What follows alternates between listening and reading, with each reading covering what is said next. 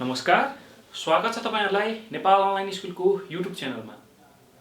आज हामी विशेष गरेर कक्षा 10 को अनिवार्य गणित अर्थात कम्पलसरी म्याथमेटिक्स को चाहिँ विशेष गरेर स्ट्याटिस्टिक्स भन्ने जुन हाम्रो च्याप्टर छ अर्थात तथ्याङ्क शास्त्र भन्ने हाम्रो च्याप्टर छ हो त्यसमा रहेको मिडियन र क्वार्टाइल्स अर्थात मध्यिका र चतुर्थांशको बारेमा चाहिँ हामीले चर्चा गर्नेछौं र यो चाहिँ कन्सेप्ट वाला भिडियो हो र हामीले यी कुराहरु हामीले यहाँ बोर्डमा देखेका कुराहरु जानिसकेपछि मात्रै हामीले योसँग सम्बन्धित क्वेशन र त्यसको सोलुसनहरु गर्न जान्छौं है त। सो सुरुमा अब हामीले मध्यिका भनेको के हो बुझौं र चतुर्थांश भनेको के हो बुझौं है त।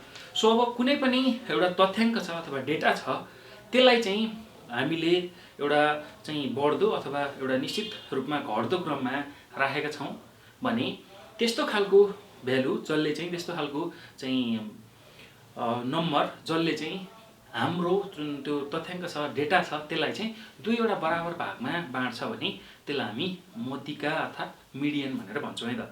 सो एउटा कुनै एउटा डेटा छ अर्थात तथ्याङ्क छ त्यो चाहिँ आरोही अथवा अवरोही, आरोही भनेको चाहिँ मास्तिर बढ्दो क्रममा र अवरोही भनेको चाहिँ तलतिर घट्दो क्रममा चाहिँ छ र त्यसलाई चाहिँ हामीले दुईवटा भागमा बराबर भागमा चाहिँ जुन संख्याले अथवा जुन नम्बरले चाहिँ बाँड्छ हो त्यसलाई चाहिँ हामी के भन्छौं मिडियन अर्थात मध्यिका भनेर भन्छौं है त। अब क्वार्टाइल्स भनेको चाहिँ कुनै एउटा तथ्याङ्कलाई हामीले चारवटा भागमा बाँड्दाखेरि त्यसलाई चाहिँ हामी के भनेर भन्छौं भन्दाखेरि चतुर्थांश भनेर भन्छौं र त्यसरी चारवटा भाग एउटा दुईटा तीनटा चारवटा भागमा बाँड्दाखेरि हाम्रो Q1 Q2 र Q3 चाहिँ हामीले लिन्छौं र Q1 भनेको हाम्रो पहिलो चतुर्थांश अथवा यसलाई तल्लो चतुर्थांश भनेर भन्छौं अर्थात यति भनेको 25%, यहाँसम्मको चाहिँ भनेको 50%, यो 75% र यो 100%। यसरी चाहिँ हामीले यसलाई बुझ्न सक्छौं र यसरी Q1 Q2 र Q3 ले चाहिँ हाम्रो कुनै एउटा तथ्याङ्कलाई चाहिँ चारवटा भागमा चाहिँ यसरी बाँड्छ भनेर हामीले बुझ्नु पर्यो है त। सो यति कुरा हामीले जान्न पर्यो। अब त्यही Q1 Q2 र Q3 अर्थात पहिलो दोस्रो तेस्रो जुन चतुर्थांश छ चतुर्थांश किन भन्ने भन्दाखेरि चारवटा भागमा चाहिँ यसले चाहिँ बाँड्ने भएको हुनाले यसलाई चाहिँ चतुर्थांश भनेर हामीले भन्ने गर्छौं। त्यो कुरा हामीले बुझौं र अब यही पहिलो दोस्रो तेस्रो चतुर्थांश चाहिँ हामीले कुनै एउटा निरन्तर श्रेणी जसलाई हामी अविच्छिन्न श्रेणी पनि भनेर भन्छौं अर्थात कन्टिन्युअस सिरिज अर्थात कन्टिन्युअस डेटा भनेर भन्न सक्छौं हैन। कन्टिन्युअस सिरिज दिएको बेलामा कसरी हामीले Q1 Q2 र Q3 को क्याल्कुलेसन गर्ने भन्ने कुरा चाहिँ हामीले यसबाट सिक्न सक्छौं है त। सो हेर्नुस् त अब Q1 Q2 र Q3 भनेको हाम्रो फर्स्ट सेकेन्ड र थर्ड क्वार्टाइल हो। सो फर्स्ट क्वार्टाइलमा हामीले के बुझ्नु पर्यो भन्दाखेरि फर्स्ट क्वार्टाइललाई हामीले पहिलो चतुर्थांश अथवा तल्लो चतुर्थांश पनि भनेर भन्छौं। त्यसैगरी सेकेन्ड क्वार्टाइललाई हामी चाहिँ के भन्छौं भन्दाखेरि दोस्रो चतुर्थांश अथवा मध्यिका पनि भनेर भन्छौं। यसलाई मिडियन MD पनि भनेर जनाउन सकिन्छ। र अर्को छ तेस्रो चतुर्थांश जसलाई हामी Q3 अर्थात चाहिँ थर्ड क्वार्टाइल भनेर पनि भन्छौं है त अर्थात माथिल्लो चतुर्थांश पनि भनेर भन्ने गर्छौं। हो यो सिम्बलहरु चाहिँ हामीले जान्नु पर्यो हैन। सो यसलाई कसरी जनाइन्छ भन्ने कुरा जान्नु पर्यो। अब हामीले जान्नुपर्ने कुरा के छ भन्दाखेरि हेर्नुस् त अब यो फर्स्ट क्वार्टाइलको हामीले जहिले पनि यदि चाहिँ हामीलाई कन्टिन्युअस डेटा दिएको छ हैन, कन्टिन्युअस डेटा दिएको छ एउटा अविच्छिन्न श्रेणी अथवा निरन्तर श्रेणी दिएको छ भने जहिले पनि यसको Q1 पर्ने स्थान निकाल्न पर्ने हुन्छ। कहाँनेर चाहिँ पर्छ त कुन वर्गान्तर अर्थात कुन क्लास इन्टरभलमा चाहिँ त्यो Q1 पर्छ भनेर हामीले सुरुमा निकाल्नु पर्ने हुन्छ। किनभने हामीलाई कन्टिन्युअस डेटा अर्थात अविच्छिन्न अथवा निरन्तर श्रेणी दिँदाखेरि एउटा वर्गान्तर दिन्छ। वर्गान्तर दिएपछि त्यसको फ्रिक्वेन्सी अर्थात बारम्बारता दिन्छ। एउटा फ्रिक्वेन्सी हुन्छ, एउटा क्लास इन्टरभल हुन्छ। हो त्यो क्लास इन्टरभलमा कुन चाहिँ क्लास इन्टरभलमा चाहिँ त्यो पर्छ त Q1 कहाँनेर पर्छ, कुन क्लासमा पर्छ अर्थात कुन वर्गान्तरमा पर्छ भनेर हामीले सुरुमा जान्नु पर्यो है त। र त्यो निकाल्नको लागि हामीले के गर्छौं भन्दाखेरि हाम्रो जुन n भनेको टोटल नम्बर अर्थात त्यो बारम्बारता जति दिएको हुन्छ हामीलाई फ्रिक्वेन्सी त्यो सबै फ्रिक्वेन्सी अर्थात बारम्बारतालाई जोड्यौं भने त्यसले चाहिँ हामीलाई n दिन्छ है त। n भनेको चाहिँ त्यहाँ भएको चाहिँ टोटल नम्बर चाहिँ अब के जुनसुकै हुन सक्छ। त्यो हामीलाई स्टुडेन्ट पनि हुन सक्छ हैन। सो त्यसैगरी मार्क्स पनि हुन सक्छ। सो मार्क्स दिएको छ एउटा चाहिँ वर्गान्तरमा अनि अर्को भनेको चाहिँ स्टुडेन्ट दिएको छ भने त्यो हुन सक्छ, नम्बर अफ क्याट हुन सक्छ हैन। सो बिरालोको संख्या अनि विभिन्न संख्यामा चाहिँ दिएको हुन सक्छ। त्यसको चाहिँ टोटल अर्थात त्यसलाई चाहिँ हामीले टोटलको रूपमा हेर्छौं है त। सो त्यो जम्मै n को भ्यालु यसरी हेर्छौं र यसलाई 4 ले भाग गर्ने हो भने किनभने सो यो सबैलाई चाहिँ हामीले 4 ले भाग गर्नुपर्ने हुन्छ। सो यो भनेको 1/4 हो, 1/4 भनेर हामीले बुझ्नु पर्यो Q1 भनेको हो। यो गर्ने हो भने Q1 पर्ने स्थान चाहिँ n/4 औं पदले चाहिँ जनाउँछ, अर्थात् Q1 क्लास भनेको चाहिँ n/4 आइटमले दिन्छ है त। सो यो निकालिसकेपछि अब यो कति आउँछ त्यो कुरालाई चाहिँ हामीले के गर्छौँ भन्दाखेरि यो सञ्चित बारम्बारता जसलाई हामी क्युमुलेटिभ फ्रिक्वेन्सी भनेर चाहिँ भन्छौँ हो, त्यो हेर्छौँ। क्युमुलेटिभ फ्रिक्वेन्सीमा त्यो भ्यालु हेर्छौँ र यहाँ जुन निकालेको क्लासको भ्यालु र हाम्रो सञ्चित बारम्बारताको जुन तालिका हुन्छ त्यहाँ भएको भ्यालु यदि बराबर छ भने त्यसकै सम्बन्धित जुन चाहिँ वर्गान्तर छ अर्थात् क्लास छ त्यो नै हाम्रो चाहिँ Q1 को क्लास हुन्छ। यदि त्यो भएन भने यहाँको भ्यालु भन्दा ठुलो चाहिँ हामीले यो जुन Q1 क्लासको जुन मान आउँछ यो भन्दा ठुलो हामीले के गर्ने सञ्चित बारम्बारता अर्थात् क्युमुलेटिभ फ्रिक्वेन्सीलाई हेर्ने र त्यसकै चाहिँ अगाडिको त्यसकै सम्बन्धित क्लास अर्थात् चाहिँ त्यसकै अगाडिको चाहिँ जुन क्लास छ अर्थात् वर्गान्तर छ क्लास इन्टरभल छ त्यसलाई चाहिँ हामीले Q1 को क्लास भनेर लिन्छौँ है त। सो त्यो Q1 को क्लास लिइसकेपछि Q1 को क्लास चाहिँ थाहा पाइसकेपछि हामीले के गर्छौँ भन्दाखेरि अब Q1 अर्थात् वास्तविक Q1 निकाल्छौँ। अहिले चाहिँ यो कहाँनिर Q1 पर्छ भनेर चाहिँ हेर्छौँ सुरुमा, त्यसपछि Q1 भनेको चाहिँ अब हामीले वास्तविक Q1 को मान निकाल्छौँ है त। त्यो निकाल्नको लागि हाम्रो यो सूत्र प्रयोग गर्छौँ। जहिले पनि हाम्रो कन्टिन्युअस सिरिज अर्थात् अविच्छिन्न अथवा निरन्तर श्रेणीमा चाहिँ यो फर्मुला हामीले युज गर्छौँ अर्थात् Q1 भनेको L plus n/4 minus CF divide by F into H। अब यसमा L भनेको के हो चाहिँ हाम्रो CF भनेको के हो, n/4 त हाम्रो Q1 पर्ने स्थान भइहाल्यो हैन। त्यो अनि त्यसैगरी F भनेको के हो र H भनेको के हो भन्ने कुरा हामीलाई थाहा हुनुपर्छ, बुझ्नुपर्छ है त। सो अब L भनेको यो Q1 भन्ने जुन श्रेणी छ अर्थात् Q1 भन्ने क्लास छ त्यसको चाहिँ सबैभन्दा तल्लो सीमा जसलाई हामी L भन्ने बित्तिकै लोअर लिमिट भनेर बुझ्छौँ है त। लोअर लिमिट भनेको सबैभन्दा तल्लो सीमा भनेर हामीले बुझ्नुपर्ने हुन्छ।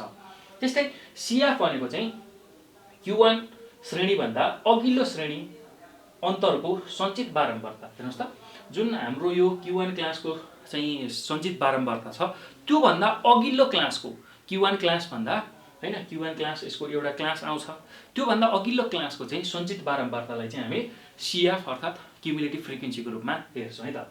त्यो भयो भने अब F भनेको चाहिँ यही क्लासको Q1 क्लासकै हामीले के गर्छौँ बारम्बारता अर्थात् फ्रिक्वेन्सीलाई हेर्छौँ। Q1 पर्ने श्रेणीको चाहिँ अन्तरको बारम्बारता हेर्छौँ र H भनेको चाहिँ श्रेणीको अन्तर, श्रेणी अन्तर भनेको जस्तै कि 20 देखि 30 चाहिँ Q1 क्लास आयो भने त्यो दुईटाको अन्तर भनेको अब 20 भनेको हाम्रो तल्लो सीमा छ, 30 भनेको माथिल्लो सीमा छ, त्यो दुईटाको चाहिँ डिफरेन्स अर्थात् त्यो दुईटाको अन्तर लिने अर्थात् 30 माइनस 20 गरेर 10 चाहिँ यसरी हामीले श्रेणी अन्तर लिन सक्छौँ है त। सो यसरी चाहिँ हामीले Q1 लाई निकाल्न पर्ने हुन्छ, Q1 लाई निकाल्न सक्छौँ। अब त्यस्तै तरिकाले हामीले Q2 लाई पनि निकाल्न सक्छौँ है त, जसको लागि अब Q2 भनेको हामीले मिडियन पनि भनेर भन्न सक्छौँ। अब यसमा पनि के गर्ने, जहिले पनि कन्टिन्युअस सिरिज अर्थात् अविच्छिन्न अथवा निरन्तर श्रेणी दिँदाखेरि हामीले के गर्नु पर्यो भन्दाखेरि जहिले पनि यो कहाँनिर पर्छ त Q2 कहाँनिर पर्छ त्यसको स्थान थाहा हुनु पर्यो, त्यसको क्लास हामीलाई थाहा हुनु पर्यो है त। त्यो निकाल्न हामीले n/2 आइटम अथवा n/2 पद भनेर हामीले निकाल्नु पर्ने हुन्छ र जुन n भनेको हाम्रो टोटल फ्रिक्वेन्सी हुन्छ त्यो फ्रिक्वेन्सीले चाहिँ हामीलाई n दिन्छ हो, त्यो n दिन्छ, त्यो त्यसले हामीलाई n दिन्छ हो, त्यसलाई 2 ले भाग गरेर जति भ्यालु आउँछ त्यसले चाहिँ हामीलाई Q2 पर्ने स्थानको बारेमा जानकारी दिन्छ। अब त्यो स्थान चाहिँ हामीले के गर्ने भन्दाखेरि जहिले पनि हाम्रो क्युमुलेटिभ फ्रिक्वेन्सीको जुन चार्ट हुन्छ, टेबल हुन्छ, तालिका हुन्छ त्योसँग तुलना गर्ने। यदि त्यही भ्यालु छ यहाँ निकालेको जुन आइटम निकालेको छ हैन, सो यो पद निकालेको छ त्यो बराबर हाम्रो क्युमुलेटिभ फ्रिक्वेन्सीमा त्यति नै भ्यालु बराबर आयो भने हामीले त्यसकै सम्बन्धित जुन क्लास छ, श्रेणी छ त्यसलाई चाहिँ हामीले मिडियन अर्थात् Q2 को श्रेणीको रूपमा लिन्छौँ हैन, त्यो Q2 को क्लासको रूपमा लिन्छौँ भने यदि त्यो भन्दा चाहिँ ठुलो छ हैन, यहाँको भन्दा चाहिँ हाम्रो क्युमुलेटिभ फ्रिक्वेन्सीको भ्यालु ठुलो छ अर्थात् सञ्चित बारम्बारता ठुलो छ भने हो त्यसकै सम्बन्धित चाहिँ हामीले क्लासलाई अर्थात् श्रेणीलाई चाहिँ हामीले मिडियन अर्थात् सेकेन्ड क्वार्टाइलको चाहिँ क्लासको रूपमा लिनुपर्ने हुन्छ त। त्यो क्लासको रूपमा लिइसकेपछि अब हामीले त्यही क्लासको चाहिँ के गर्ने चाहिँ वास्तविक रूपमा अब Q2 निकाल्ने है त। त्यही क्लासमा त्यो क्लासभित्र पर्छ, जस्तै कि 20 देखि 30 भित्र पर्छ Q2 भन्यो भने अब त्यसको चाहिँ हामीले एक्ज्याक्ट मान निकाल्ने। एक्ज्याक्ट मान निकाल्नलाई हामीले यो सूत्र प्रयोग गर्छौँ, Q2 भनेको L plus n/2 minus CF by F into H गर्नुपर्ने हुन्छ है त। सो यो कुरा चाहिँ हामीले बुझ्नु पर्यो। अब यसमा पनि L भनेको यो Q2 पर्ने जुन श्रेणी छ Q2 क्लास छ यसको चाहिँ सबैभन्दा तल्लो सीमा अर्थात् लोअर लिमिट भनेर हामीले बुझ्छौँ है त। सो अब हाम्रो चाहिँ 20 देखि 30 छ भने एउटा क्लास 20 देखि 30 छ अथवा 10 देखि 20 छ भने हैन त्यसमा 10 भनेको हाम्रो चाहिँ तल्लो श्रेणी तल्लो सीमा हुन्छ र 20 भनेको हाम्रो के माथिल्लो सीमा हुन्छ है त। सो त्यसमा तल्लो सीमा चाहिँ हामीले लिन्छौँ L भनेको। त्यसैगरी CF भनेको चाहिँ सञ्चित बारम्बारता हो र यो चाहिँ कस्तो खालको सञ्चित बारम्बारता हो भन्दाखेरि यो Q2 पर्ने जुन हाम्रो श्रेणी छ त्यो भन्दा अघिल्लो श्रेणीको चाहिँ सञ्चित बारम्बारताको भ्यालु हो है त। क्युमुलेटिभ फ्रिक्वेन्सीको भ्यालु हो भनेर हामीले बुझ्नु पर्यो। र अब F भनेको चाहिँ यो Q2 पर्ने जुन श्रेणी छ हो त्यसकै चाहिँ हामीले के गर्छौँ बारम्बारता अर्थात् फ्रिक्वेन्सीलाई हेर्ने गर्छौँ र H भनेको श्रेणी अन्तर अर्थात् जुन क्लास छ जस्तै कि 15 देखि 20 को चाहिँ क्लास छ भने हैन सो यो श्रेणी छ भने त्यसको अन्तर भनेको अब 15 भनेको हाम्रो न्यून सीमा भयो अर्थात् तल्लो सीमा भयो र 20 भनेको हाम्रो माथिल्लो सीमा भयो। माथिल्लो सीमाबाट तल्लो सीमालाई घटाउने हो भने जहिले पनि श्रेणी अन्तर आउँछ अर्थात् 20 - 15 गरेर 5 हामीले निकाल्न सक्छौँ है त। यति कुरा चाहिँ हामीले यसमा जान्न पर्यो। अब त्यसैगरी हामीले निरन्तर श्रेणीमा अविच्छिन्न श्रेणीमा अथवा कन्टिन्युअस सिरिजमा तेस्रो चतुर्थांश अर्थात् चाहिँ माथिल्लो चतुर्थांश पनि भनेर भनिन्छ यसलाई थर्ड क्वार्टाइल निकाल्न पर्यो भने जहिले पनि के गर्ने Q3 कहाँनिर पर्छ पहिला त्यसको स्थान निकाल्ने कुन क्लासमा पर्छ कुन श्रेणीमा पर्छ भन्ने कुरा निकाल्ने। त्यो निकाल्नलाई 3 * n/4 आइटम अथवा 3 * n/4 औं पद भनेर लेख्ने। सो यति निकालिसकेपछि अब यसमा पनि त्यही गर्ने। यो जुन आएको मान छ यसलाई चाहिँ हामीले के गर्ने भन्दाखेरि यो आएको मानलाई हामीले सञ्चित बारम्बारतासँग तुलना गर्ने र यो मानभन्दा ठुलो सञ्चित बारम्बारता हेरेर त्यसको सम्बन्धित जुन क्लास छ त्यसलाई चाहिँ हामीले Q3 क्लासको रूपमा लिने। अब त्यो क्लास आइसकेपछि अर्थात् Q3 चाहिँ पर्ने स्थान आइसकेपछि हामीले Q3 को वास्तविक मान निकाल्ने। वास्तविक मान निकाल्न हामीले के गर्ने L + 3n/4 - CF/F * H भन्ने फर्मुलाको प्रयोग गर्नुपर्ने हुन्छ है त। सो अब L भनेको यसमा के हुन्छ भन्दाखेरि यही Q3 पर्ने जुन श्रेणी छ यसको तल्लो सीमा लोअर लिमिट भनेर भन्छौँ। त्यसैगरी CF भनेको Q3 पर्ने श्रेणीभन्दा अघिल्लो श्रेणी अन्तरको सञ्चित बारम्बारता भनेर हामीले बुझ्नुपर्ने हुन्छ। Q3 पर्ने जुन श्रेणी छ त्यो भन्दा अघिल्लो श्रेणी हैन Q3 जुन क्लासमा पर्छ त्यो भन्दा अघिल्लो क्लासको चाहिँ हामीले सञ्चित बारम्बारता अर्थात् क्युमुलेटिभ फ्रिक्वेन्सी लिने। त्यसैगरी F भनेको यो Q3 पर्ने जुन श्रेणी छ त्यसको चाहिँ अन्तरको हामीले के गर्नु पर्यो बारम्बारता अर्थात् फ्रिक्वेन्सी लिनु पर्यो। र H भनेको चाहिँ श्रेणीको अन्तर अर्थात् चाहिँ यो जुन H भनेको हाम्रो क्लास आएको हुन्छ Q3 क्लास त्यो दुईटाको चाहिँ तल्लो सीमा र माथिल्लो सीमाको बीचको अन्तर है त जसमा चाहिँ माथिल्लो सीमाबाट हामीले तल्लो सीमालाई घटाउँछौँ त्यो गर्दाखेरि श्रेणी अन्तर आउँछ।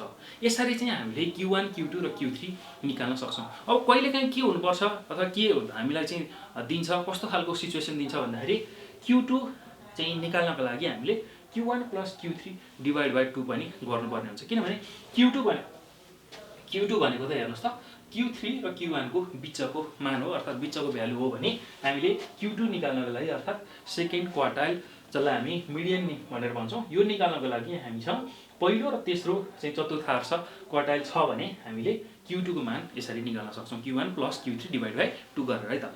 ल यति कुरा चाहिँ हामीले चाहिँ मिडियन र क्वार्टाइल्सहरू अर्थात् मध्यिका र चतुर्थांश निकाल्नको लागि जान्न पर्ने कुरा हो है त। सो यति कुरा तपाईहरुले एकदमै राम्रोसँग बुझ्नु होला। यो फर्मुलाहरु सबै याद गर्नु होला। यसमा भन्न खोजेको के हो यो सबै चाहिँ सिम्बलहरु चाहिँ याद गर्नु होला हैन। यसले भन्न खोजेको के हो र यही अनुसार हामी अब नेक्स्ट भिडियोमा चाहिँ यसको क्वेशन एन्सरहरु गर्ने छौं। एससी मा पासमा सोधेका चाहिँ क्वेशन एन्सरहरु गर्ने छौं र त्यसलाई नछुटाइकन तपाईहरुले हेर्दै जानु होला। एकदमै सजिलो छ र त्यसमा हामी चाहिँ एससी मा विगतमा सोधिसकेका क्वेशन एन्सरहरु गर्ने छौं र त्यसैगरी चाहिँ प्रब्लमहरु तपाईहरुले पनि सल्भ गर्दै जानुभयो भने मैले जसरी गराउँछु त्यो अनुसार गर्दै जानुभयो भने एकदमै राम्रो प्र्याक्टिस हुन्छ र जस्तोसुकै क्वेशन पनि तपाईहरुले मिलाउन सक्नुहुन्छ है त। सो अब आजलाई चाहिँ मैले यो भिडियोमा यति नै गर्छु र तपाईहरुलाई चाहिँ केही अझै कन्फ्युजनहरु छ जिज्ञासाहरु छ भने तपाईले कमेन्टमा छोड्न सक्नुहुन्छ अथवा नेपाल अनलाइन स्कुलको चाहिँ यो जुन नम्बर छ त्यसमा हामीलाई WhatsApp भाइबर टेलिग्राममा मेसेज अथवा कल गर्न सक्नुहुन्छ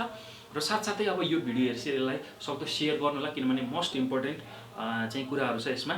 यो कन्सेप्ट बुझिसकेपछि मात्रै हामीले हिसाबहरुलाई सजिलै गर्न सक्छौं। सो अब यो भिडियोलाई हेरिसकेपछि यसलाई सक्दो सेयर गर्नुहोला, लाइक गर्नुहोला र नेपाल अनलाइन स्कुलको युट्युब च्यानललाई सब्स्क्राइब गर्न नभुल्नुहोला। किनभने यस्तै खालको महत्त्वपूर्ण भिडियोहरू चाहिँ हामी तपाईँहरूमाझ लिएर आइरहन्छौँ र त्यसलाई नछुटाइकन हेर्नको लागि तपाईँहरूले नेपाल अनलाइन स्कुलको युट्युब च्यानललाई चाहिँ सब्स्क्राइब गर्नुपर्ने हुन्छ है त। सो यति भन्दै म यो भिडियोबाट बिदा हुन्छु र तपाईँहरू सबैजनालाई यो भिडियो हेर्नुभएकोमा धेरै धेरै धन्यवाद।